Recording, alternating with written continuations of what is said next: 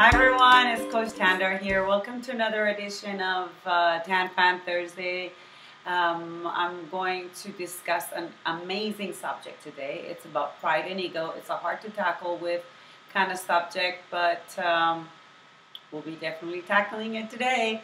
I had a question today from Nikki. Thank you, Nikki, for your question.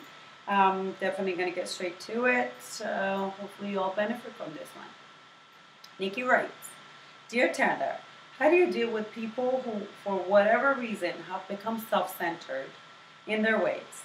My cousin, who I love dearly, has over the years begun to take on more and more of this troubling attitude, to a level where it's affecting her work, personal relationships, and the expectations she has to those around her. Is there a way to help bring someone's ego back to a healthy level, or is an inflated ego just a sign of other deeper issues that need to be dealt with other ways? Thank you. Yours truly, Nikki. Well, Nikki, thank you so much for your great question. Let's begin by understanding what's under an inflated ego and pride. Usually people who have a very inflated ego and pride, and it has built over the years and they didn't start out that way, it's mostly because of a defense mechanism. They probably have observed a lot of people, and based on what they take as an illusion, really, it's their idea of, if I have that much ego and pride, no one can hurt me. Instead of going deeper and more into the center and using your vulnerability, as we have talked about very many times, they go the opposite direction of not quite understanding what that vulnerability really means, and that's really being opening up yourself. That's where your pride and ego actually gets out of the way. People who use pride and ego, they translate into a negative sort of direction. People usually who are, again, covering something up like a fear of being hurt, or they've gone through so many things over the years, and sometimes it had tasted good to them. So they think that that's the way to go, whereas all the loved ones around them can see that this is not the right direction to go to, and there will be more pain down the road.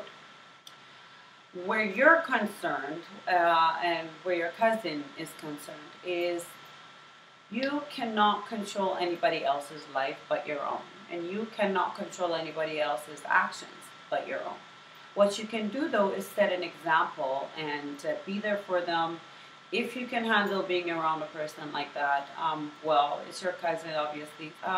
My suggestion to you would be to have open the line of communication without being judgmental or critical of her attitude, of her newfound, because that door is going to shut right in your face right there. What you can do is ask her how everything is with her these days, how life is going, and how her friends are, and I'm sure she has probably a group of friends who are okay also with that, or they might carry the same attitude. So you can open the lines of communication with her, try to understand her, and give her the love that she needs beyond all that pain and without the judgment of it. Be yourself, set an example, open up in your own vulnerable way about yourself and how you have gone down some path and you've learned a great lesson about ego and pride, and without directly bringing it up, and see where that takes you. Otherwise, you just have to wait for this bubble to burst, and it will, because at some point, maybe not now, maybe not tomorrow, years from now, but that, again, it's not in your control. Just be as much as of a good cousin that you are, I'm sure, because you care enough to write us.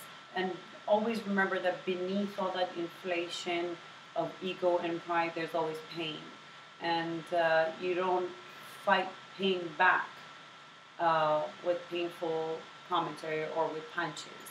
You have to give them some sweet talk and caring and loving kind of caresses with your talk, with your attitude.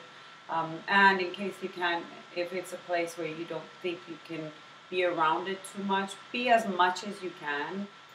So when that bubble bursts, she knows who to come to. And it's always a friendly place. And the old doors open there to come and talk. Hope that was helpful to you and to the rest of you. And please keep sending in your questions. I would love to tackle different kinds of issues. These are great questions so far, and we're gonna keep continuing with our Camp Fan Thursday. Happy Thursday, everyone. Until next time.